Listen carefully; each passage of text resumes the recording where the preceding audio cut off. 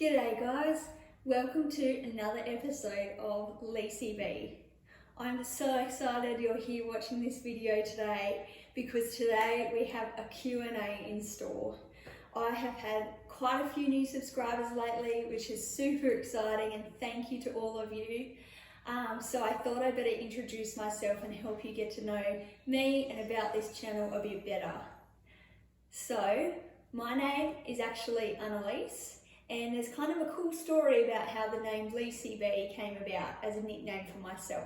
So my nickname growing up, my first name is Annalise, and my nickname growing up was always Lacey ever since birth. And so my family would always call me Lucy, and to be honest, I was kind of embarrassed to use this name in public at first. But then I met my husband and he said, "You should be called leisybee because your name is Lacey and you love bees." And that's the dog snoring, sorry. And they sort of rhyme together, leisybee. So leisybee was born, and who I am a lover of bees, gardening, sustainability, so homemaking. If you love those things, you're in the right place. Let's get into the first question. This is by Benny Beekeeper. Thank you, Benny Beekeeper, for submitting this question. What beekeepers do you like to watch on YouTube and why? That's an awesome question, thank you. So there's a few people that I love to watch on YouTube. The first one that I probably love the most is Texas Bee Works. I'll put her face here. You might have seen her, she's gone viral on TikTok and YouTube because of her bee swarm removals that have gone viral, and the world has just loved watching her bee swarm removals. The second one is Just Alex. He's from the UK. He does a lot of videos about bees and gardening and things like that. And the third one who I really love is Aussie Beekeeping. And he has really good educational content that I always draw a lot from. The reason that I love these YouTubers so much and I consume a lot of their content is because I always come away so inspired and so excited for my own beekeeping by watching their videos. Sometimes I might run into a problem, and it is always so helpful just to get information from so many different beekeepers. I've always found that the beekeeping community is so supportive of one another, and yeah, just always learning and growing, and plus I can never stop watching and learning and growing about bees because I just love them so much. Thanks for your question. Second question from Wren Hill Farm. How long have you been in beekeeping? And then there's a part 2 of the question. How long have you been in beekeeping? I have been beekeeping since I was 15 years old. I'm now 27, so we're going on about 12 years, but that was a bit scattered. So I'll put a picture up here. I started when I was 15 in high school through my agricultural program, and that birthed my love for bees. My just true passion just came. I was already very invested and excited by agriculture, but then when we did a semester of learning just about bees, my passion was absolutely ignited. So that's where it started. Then when I was 19, I went away to agriculture college, and I learned more and more about bees and grew in my understanding and experience there. But sadly, we had flooding come through and washed away all the college hives, and so that sort of stunted my growth a little bit in that way because of that natural disaster. But in that time, I went and spent some time doing work experience with different apiarists and learning and growing, and finally at the age of 26, when I was settled down and I knew that I wasn't going to be moving around too much, I got my own hives a year ago, and I have been at it full time and loving it. I can't get enough of it. So that's been my beekeeping journey so far.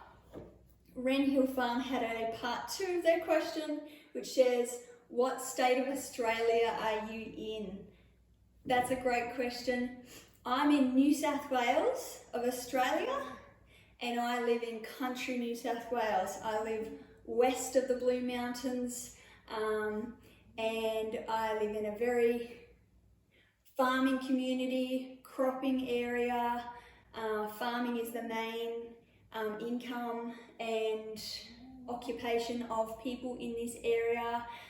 So I feel right at home being in country New South Wales. Question number 3 from Lieutenant Emu. This one was kind of funny. Have you ever ridden an emu? Thank you for your question. No, I have never ridden an emu. I have never had that experience before as an Australian. We don't actually ride kangaroos or emus. So yeah. Did you know that kangaroos can actually be a huge pest to farmers? So can emus as well. But no, I have never gotten up close. They'd probably peck me to death if I tried to even pat one. Thank you for your question, Lieutenant Emu.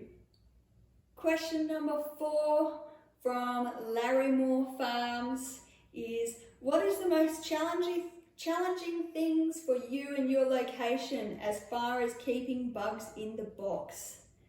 Great question. Thank you so much for submitting that.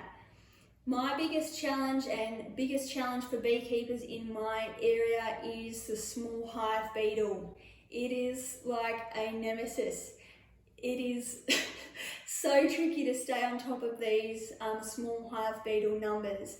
I actually attended a beehive removal the other day, and the bees ended up absconding, but we couldn't save the comb because the hive beetle had totally obliterated it. There was maggots of little small hive beetle larvae all through the comb. It was disgusting. It was a total slime out. So we are constantly trying to stay on top of hive beetle larvae in this area. The other big concern that has been a big concern for the last 18 months for beekeepers in Australia and in New South Wales particularly has been varroa mite. We have never had varroa mite in this country until the last 18 months. They were exterminating for the first year or so, which was very political. A lot of beekeepers lost their entire business from hives that were exterminating. It was very sad. It was very stressful for so many beekeepers involved. I am grateful enough to be one of the people who wasn't in the extermination area and got to keep my hive.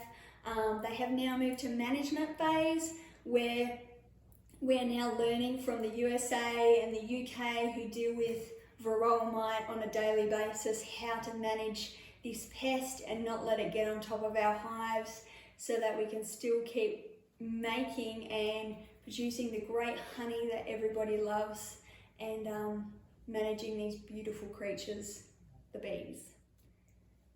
Thanks for joining me for a fun Q&A, get to know me leisybee video. I hope you've enjoyed it. Make sure you tune in for the next one because it's going to be really exciting. See you later. Bye.